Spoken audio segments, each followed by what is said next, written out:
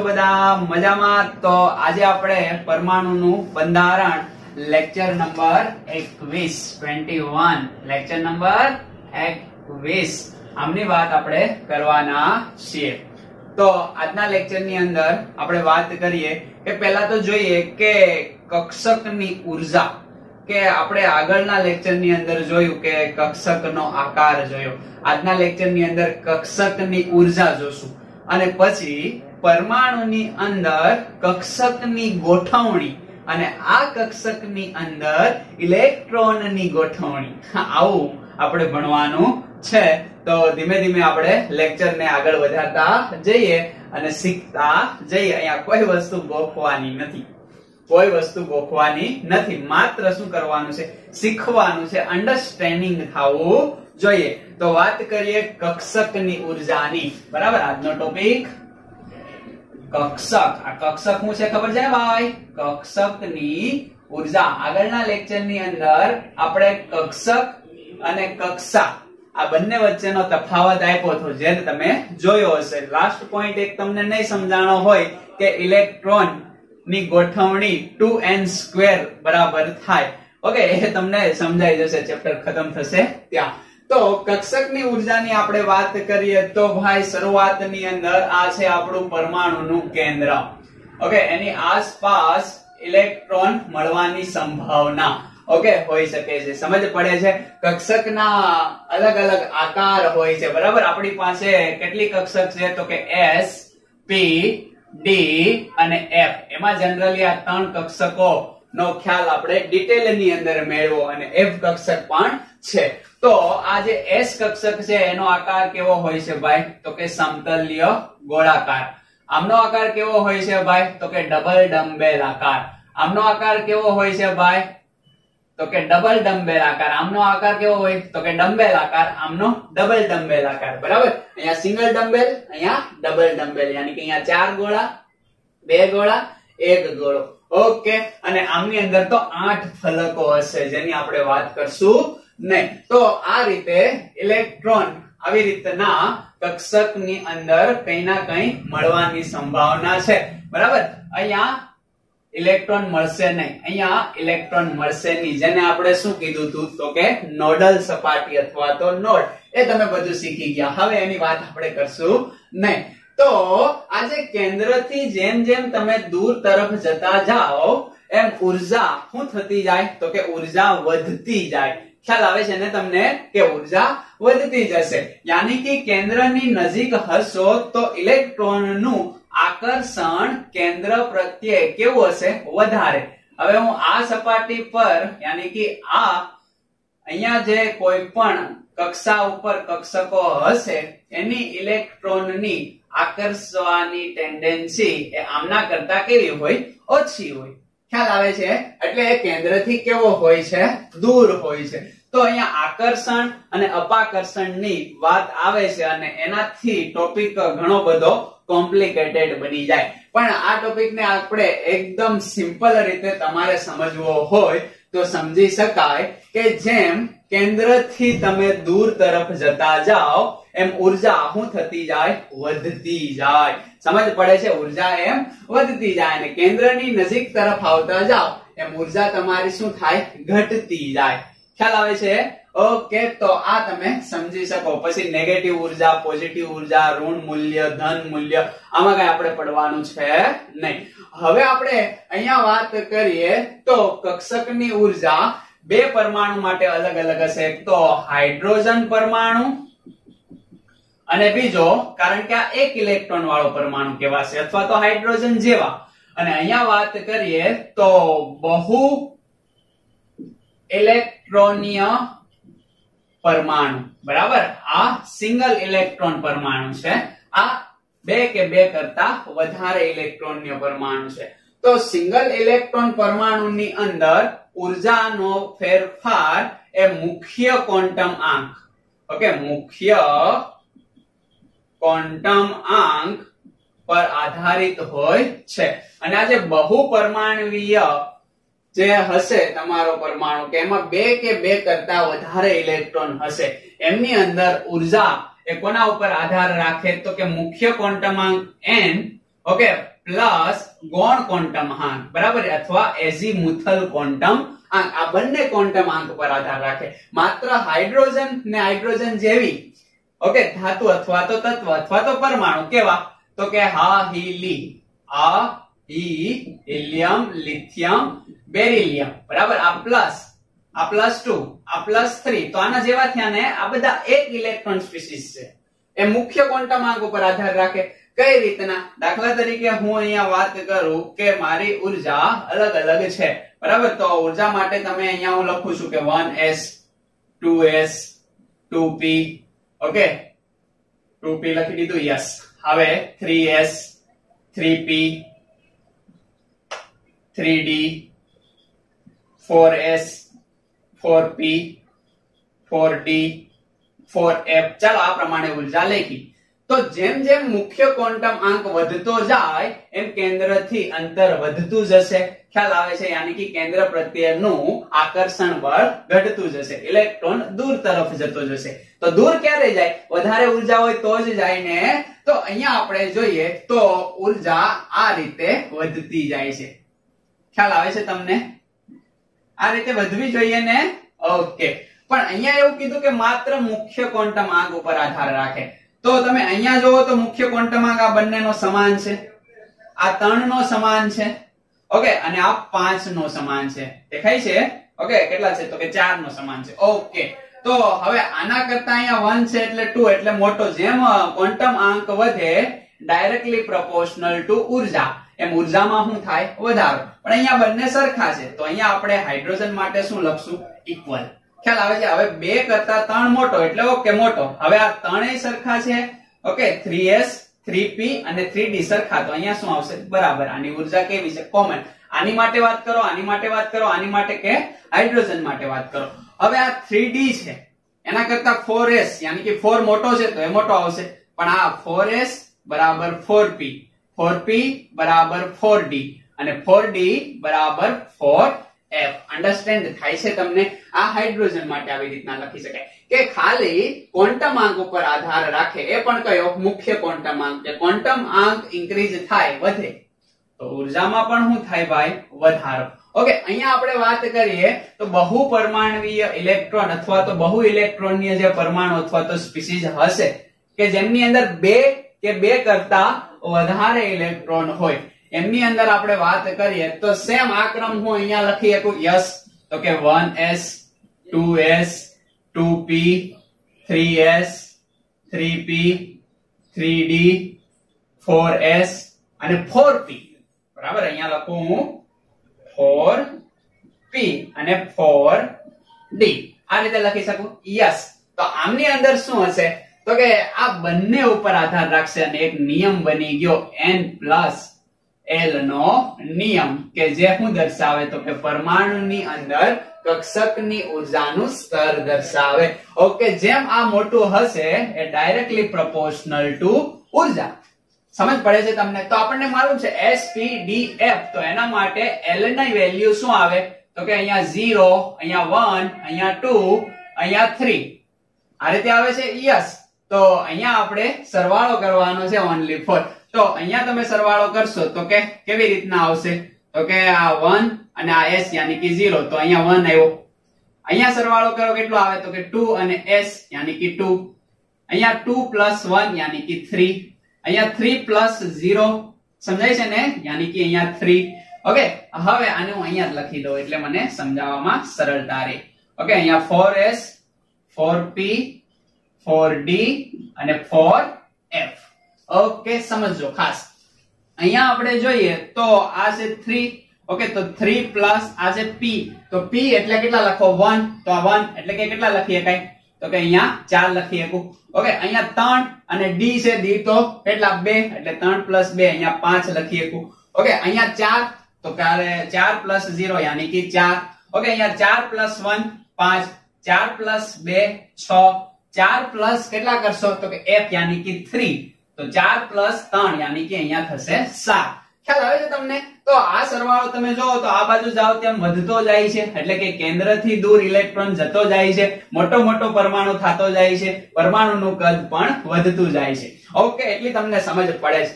Okay, હવે જુઓ તો અહીંયા સેમ નંબર આવે છે, દેખાય છે? અહીંયા અને અહીંયા સેમ નંબર આવે છે, દેખાય છે? યસ. અહીંયા જો સરખા નંબર આવે છે. ઓકે, હવે આનું શું કરશું? તો એના માટે જ્યારે આ બહુ ઇલેક્ટ્રોનીય સ્પીસીઝ અથવા પરમાણુ માટે n+1 નો નિયમ સમાન થાય. કેવો થાય? સમાન થાય. ત્યારે જ માત્ર કયો? તો કે મુખ્ય ક્વોન્ટમ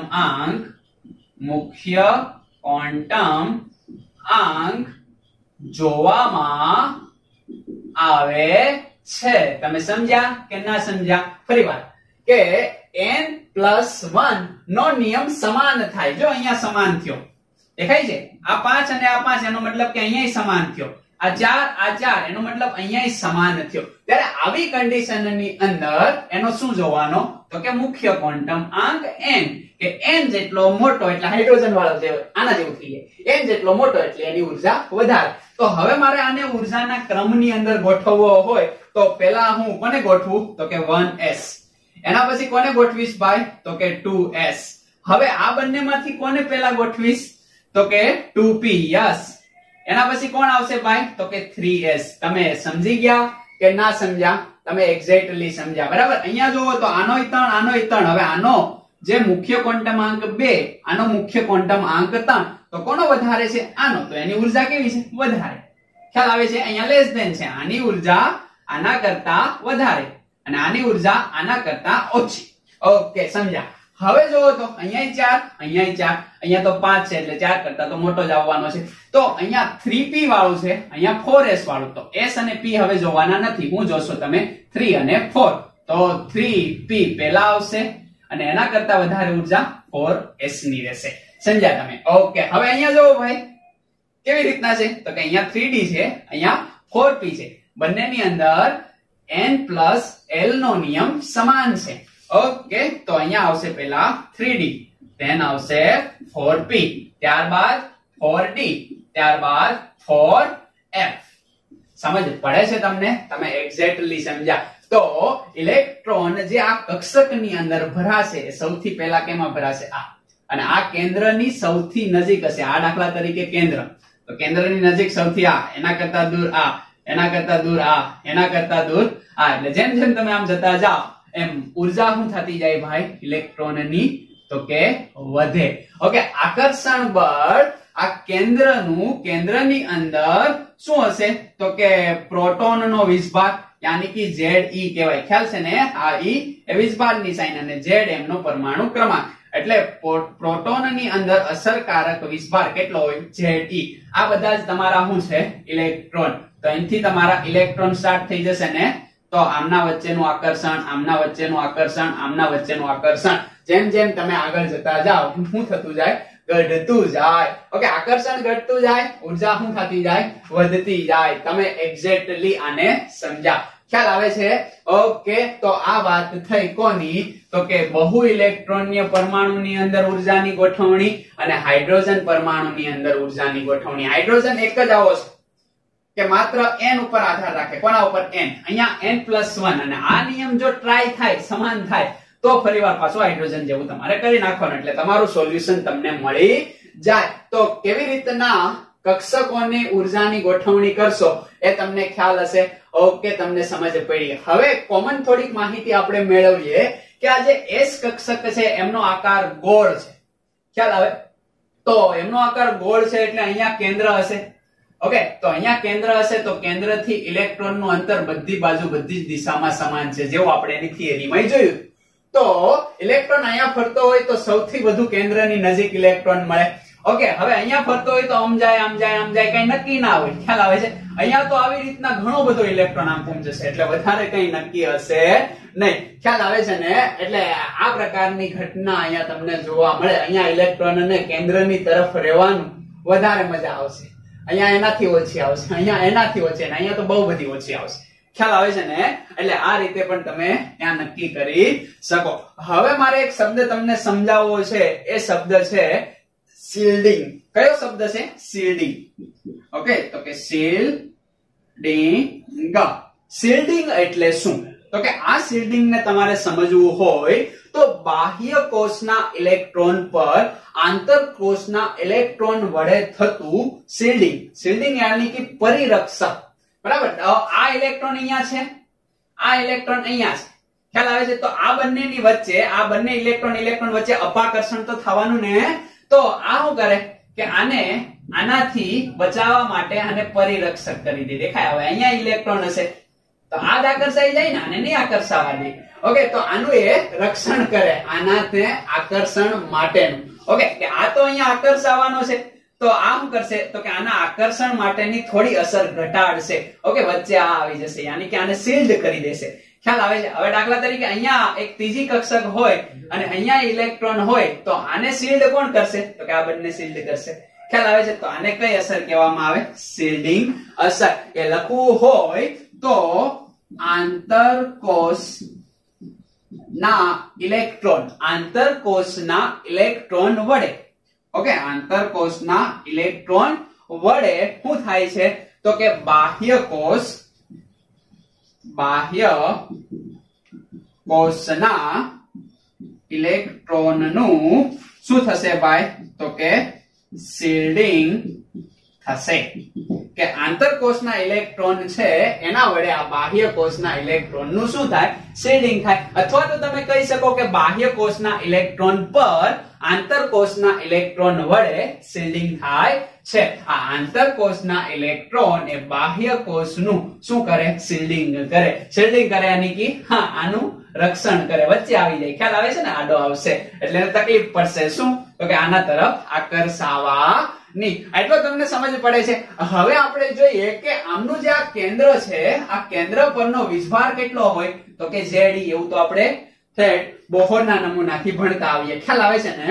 તો આ Ze જે આમનો શું છે તો કે ધન વીજભાર. હવે આ ધન વીજભાર એ બાહ્ય ઇલેક્ટ્રોન વડે અનુભવાય તે અસરને શું કહેવાય? તો કે અસરકારક કેન્દ્રીય ભાર. ઓકે, કે આ જે છે ધન વીજભાર એ બાહ્ય ઇલેક્ટ્રોન વડે અનુભવાય. અહીંયા હું તમને દોરીને સમજાવું. દાખલા તરીકે આ Ze છે પરમાણુનું કેન્દ્ર છે, આ શું છે તો કે બહારના ઇલેક્ટ્રોન. તો આ જે છે ઓકે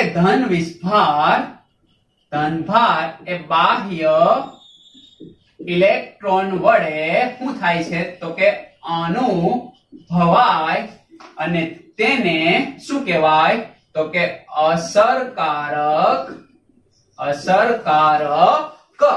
ખ્યાલ આવે છે ને? કેન્દ્રીય ભાર. અસરકારક કેન્દ્રીય ભાર ઇંગ્લિશમાં બોલે તો Z effective of electron. આ રીતે એને લખવામાં આવે. ખાસ ધ્યાન રાખજો કે Z effective કોને કહેવાય તો કે પરમાણુના કેન્દ્રમાં રહેલો ધનભાર એ બાહ્ય ઇલેક્ટ્રોન વડે અનુભવાય તેને અસરકારક કેન્દ્રીય ભાર કહેવામાં આવે છે અથવા તો Z effective કહેવામાં આવે છે. શિલ્ડિંગ અસર કોને કહેવાય તો કે બાહ્ય ઇલેક્ટ્રોન. ઓકે, આ બાહ્ય ઇલેક્ટ્રોન ની વચ્ચે કોણ આવી જાય તો કે આંતરકોષના ઇલેક્ટ્રોન. બરાબર, આંતરકોષના ઇલેક્ટ્રોન વડે બાહ્ય કોષના ઇલેક્ટ્રોન નું શું થાય છે? શિલ્ડિંગ થાય છે. કે આ આંતરકોષના ઇલેક્ટ્રોન છે એ બાહ્ય કોષને આનાથી શું કરે છે? દૂર રાખે છે, આનાથી રક્ષણ આપે છે કે તને હું અહીંયા આકર્ષવા દે નહીં. એટલે આનું એ રક્ષણ કરે. કોઈને કોઈ આકર્ષી જાય, અઘરું થઈ જાય ને ભાઈ, યસ, તો આ વચ્ચે ઇલેક્ટ્રોન આવી જાય એટલે આને આકર્ષણ કરતો નથી, એટલે ઓછું કરે ઇન શોર્ટ આકર્ષણ. ખ્યાલ આવે? એટલે રક્ષણ કરે. આને શું કહેવાય? શિલ્ડિંગ. તો તમે શિલ્ડિંગ ને સમજ્યા? ખ્યાલ આવે છે? હજી એકવાર તમારે સમજવું હોય તો આ પરમાણુનું કેન્દ્ર, આ અલગ અલગ કક્ષકો, આ બહારના ઇલેક્ટ્રોન, આ અંદરના ઇલેક્ટ્રોન. તો આ બહારના ઇલેક્ટ્રોન અહીંયા આકર્ષણ ધરાવે, યસ, તો અંદરનો ઇલેક્ટ્રોન એ આકર્ષણને કેવું કરે? કમ કરે. ઓકે, યાની કે આનું એ રક્ષણ કરે છે. કોનાથી? તો કે આનાથી.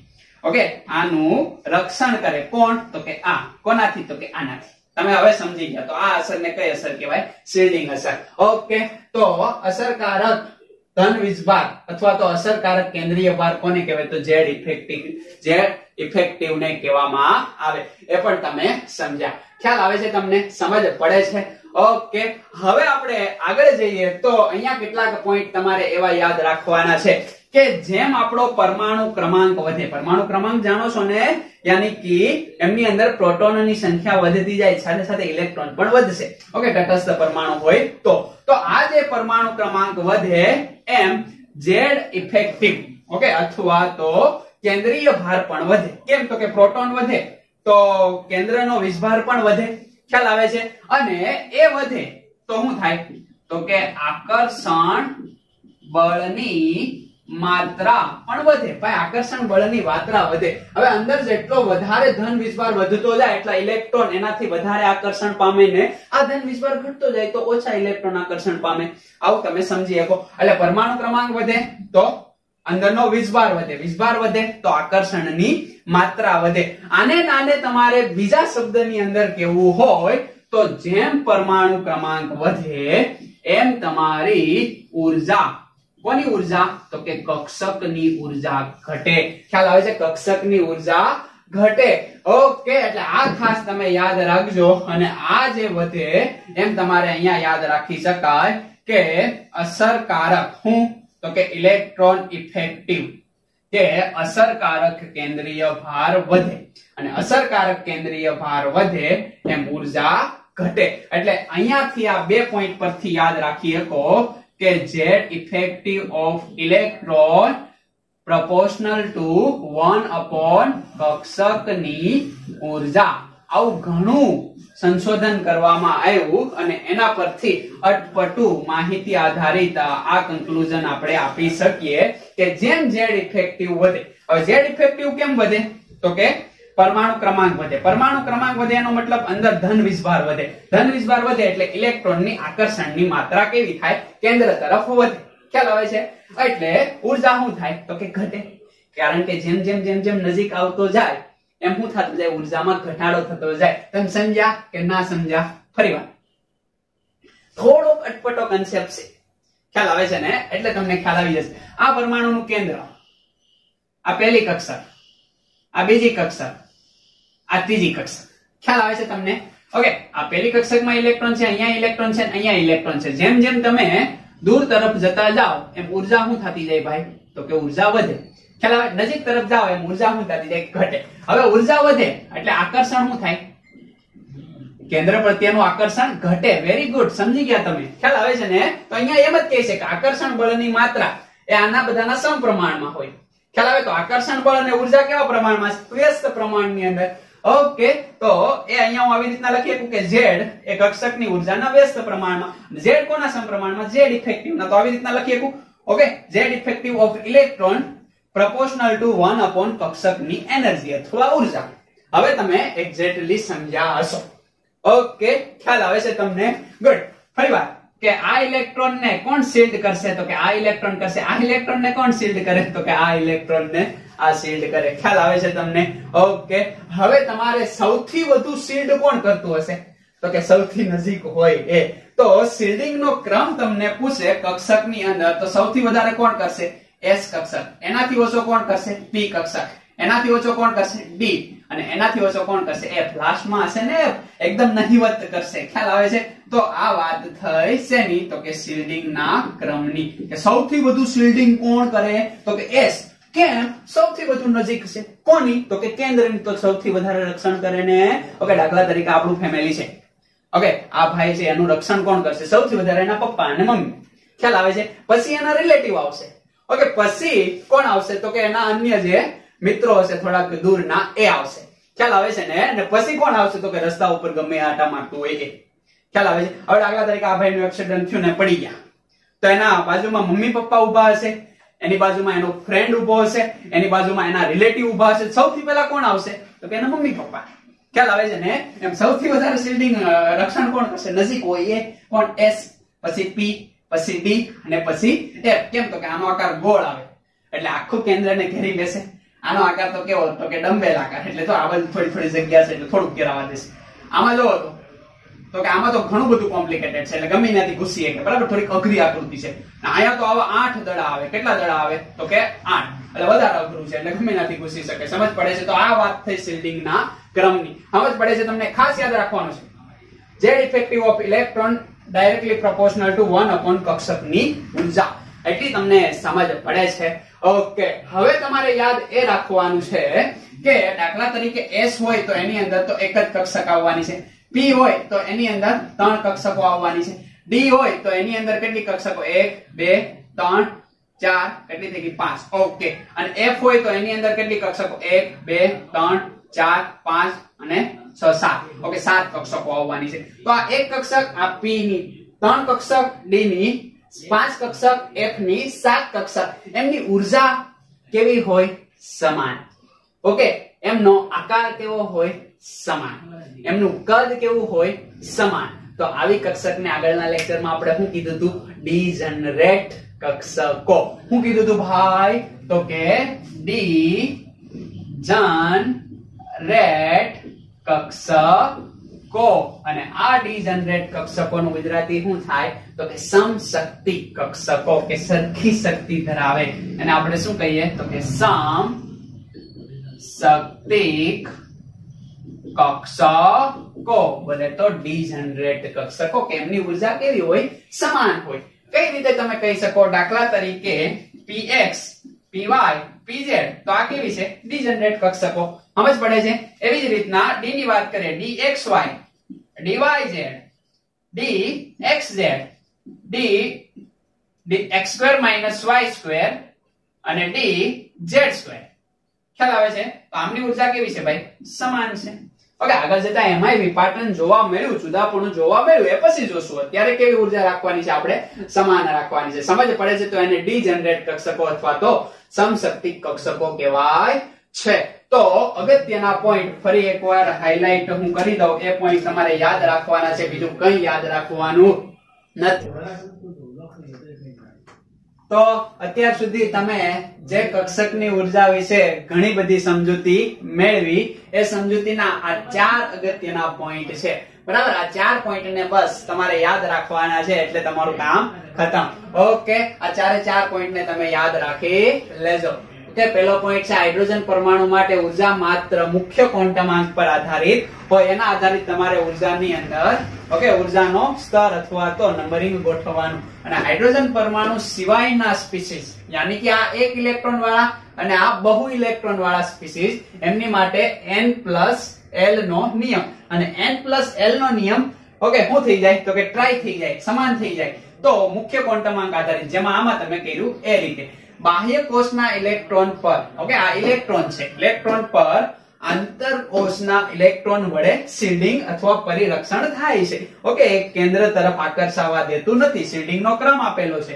પરમાણુ કેન્દ્રનો કુલ ધનભાર એ બાહ્ય ઇલેક્ટ્રોન વડે અનુભવાય તે અસરને અસરકારક કેન્દ્રીય ભાર, જેડ ઇફેક્ટિવ ઓફ ઇલેક્ટ્રોન કહેવાય છે. અને આ આખો તમારે ક્રમ યાદ રાખવાનો છે. આનાથી તમારા બધા જ પ્રશ્ન જે કક્ષકની ઉર્જા રિલેટેડ હશે એ સોલ્વ થશે. ખ્યાલ આવે છે તમારે? બસ એટલું જ યાદ રાખવાનું છે, બીજું કાંઈ યાદ રાખવાનું નથી. ચાલો લખી લો, પછી આપણે નેક્સ્ટ સેગમેન્ટમાં જઈએ.